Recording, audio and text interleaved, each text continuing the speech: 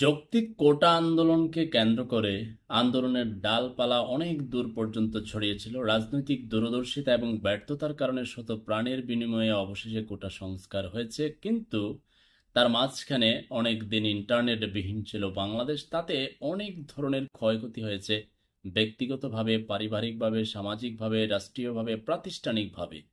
তো আপনাদের দৃষ্টিকোণ থেকে কি কি ক্ষতি হতে পারে, কার কেমন ক্ষতি হয়েছে, কোন কোন দৃষ্টিকোণ থেকে আপনারা আপনার জায়গা থেকে কমেন্ট করতে পারেন। ক্ষুদ্র নাগরিক হিসেবে আমার সাদা চোখে যা ধরা পড়ছে, একজন ছাত্রর বিবৃতি তার আমার কাছে ছিল এরকম। সরাসরি তার সাথে দেখা হয়েছিল, সে বলছে আমার অনেক বড় ক্ষতি হয়েছে।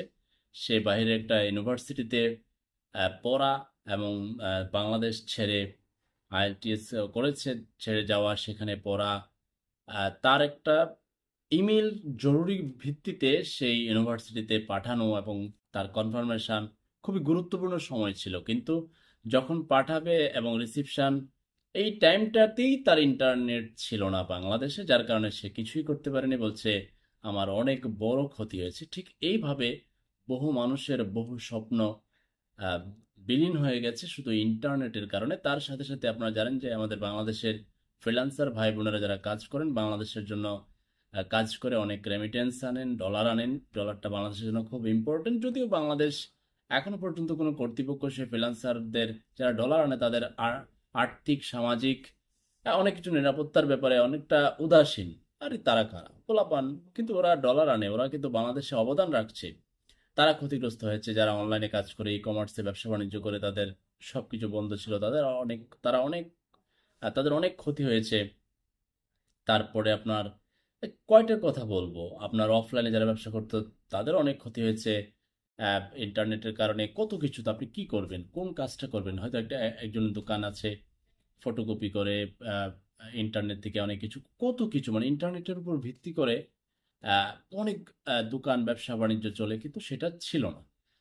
আর ছিল নার বিপরীতে অনেক ব্যাখ্যা আছে, ব্যাখ্যার বিপরীতে অপব্যাখ্যা আছে, কিন্তু আলটিমেটলি আমরা ক্ষতিগ্রস্ত। যৌক্তিক কোটা সংস্কার আন্দোলনকে কেন্দ্র করে অতি দ্রুত কর্তৃপক্ষের বুঝতে না পারা এবং তাদের দূরদর্শিতার অভাব এবং ছাত্র আন্দোলনের ইতিহাস হয়তো জানা নেই। জানা থাকলে তারা বুঝতে পারতো যে ছাত্র আন্দোলনের কখনো ব্যর্থতার ইতিহাস নেই। সেই 52, 54, 62, 66, 69, 90 ছাত্র আন্দোলন যখন যে দাবি নিয়ে তারা নামে, তাদেরকে তুচ্ছ-তাচ্ছিল্য, অদূর ভবিষ্যতে বাংলাদেশকে যারা পরিচালনা করবেন তারা করবেন না। করলে সম্ভবত এই 24-এর করুণ পরিণতি দেখতে হতে পারে, ইন্টারনেটবিহীন বাংলাদেশ হতে পারে, পক্ষে বিপক্ষের অনেক মানুষ চলে যেতে পারে, তাতে পরিবার ক্ষতিগ্রস্ত হয়েছে, রাষ্ট্র ক্ষতিগ্রস্ত হয়েছে, প্রাতিষ্ঠানিকভাবে অনেক ক্ষয়ক্ষতি হয়েছে, মান-সম্মান গেছে, বিদেশে বাংলাদেশের অনেক দুর্নামই করাবে, সুনামের সুযোগ নাই। সবকিছু মিলিয়ে ইন্টারনেটবিহীন বাংলাদেশের পেছনের কারণ হচ্ছে এই যৌক্তিক কোটা সংস্কার আন্দোলনের ডালপালা মেলে আন্দোলনের ছড়িয়ে ছিটিয়ে পড়া। এবং তার পরবর্তীতে বাংলাদেশ যা দেখেছে, এখন অনেক তরুণ তরুণী ঘুমাতে যায় বিদেশ যাওয়ার স্বপ্ন দেখে। যাদের আর্থিক সুবিধা আছে তারা চিন্তা করছে তার বাচ্চাকে আর দেশে পড়াবে না, রাখবে না, থাকবে না, সেও থাকবে না। এই যে হতাশা এবং এই অভিব্যক্তি এবং এই চিন্তা ভাবনা, তার দায়ভার স্বাধীনতা পরবর্তী সময়তে থেকে এখন পর্যন্ত যারা দেশ পরিচালনা করছেন কেউ দায় এড়াতে পারেন না। আপনারা সুন্দর বাংলাদেশ, সভ্য বাংলাদেশ, সুশৃঙ্খল বাংলাদেশ তৈরি করতে পারেননি, তাতে আপনাদের দায় রয়েছে, কারণ আপনারা অনেকেই অনেকভাবেই দেশ পরিচালনা করতে এসেছেন, কিংবা জনগণ আপনাদেরকে দায়িত্ব দিয়েছে, কিন্তু আপনাদের দায়িত্বের প্রতি মায়া, মমতা, আন্তরিকতা, কর্তব্য কোনো কিছু ছিল না, যার কারণেই তো আজকের বাংলাদেশের এই করুণ পরিণতি। কিংবা তরুণ তরুণী থাকতে চায় না। কি করবে তারা?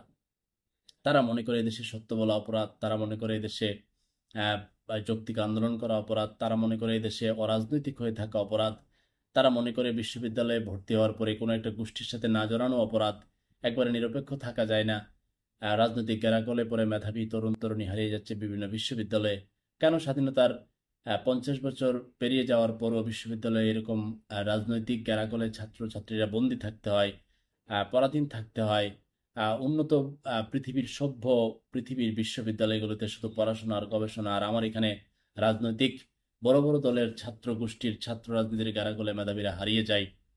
আর সবকিছুর গোলমেলের ফলাফল হচ্ছে আহ, যৌক্তিক ছোট আন্দোলন বড় হয়ে যাওয়া, পরবর্তীতে ইন্টারনেট বন্ধ হয়ে যাওয়া আর ইন্টারনেটের বন্ধ হওয়ার ফলে ক্ষয়ক্ষতির পরিমাণ হয়তো সাংবাদিকরা অর্থনৈতিকভাবে অ্যানালাইসিস করলে বের করতে পারবেন আসলে কত ক্ষয়ক্ষতি হয়েছে এবং কতজনের ব্যক্তিগতভাবে তার ব্যবসা পরিবার কত প্রকারের ক্ষতি বলে শেষ করা যাবে না। তারপর আপনারা যে যেখান থেকে শুনছেন আপনারা একটু বলেন, তারপর আমরা কমেন্ট করে জানতে পারবো আসলে কত ধরনের ক্ষতি হয়েছে শুধু ইন্টারনেট বন্ধ থাকার কারণে। আল্লাহ হাফেজ।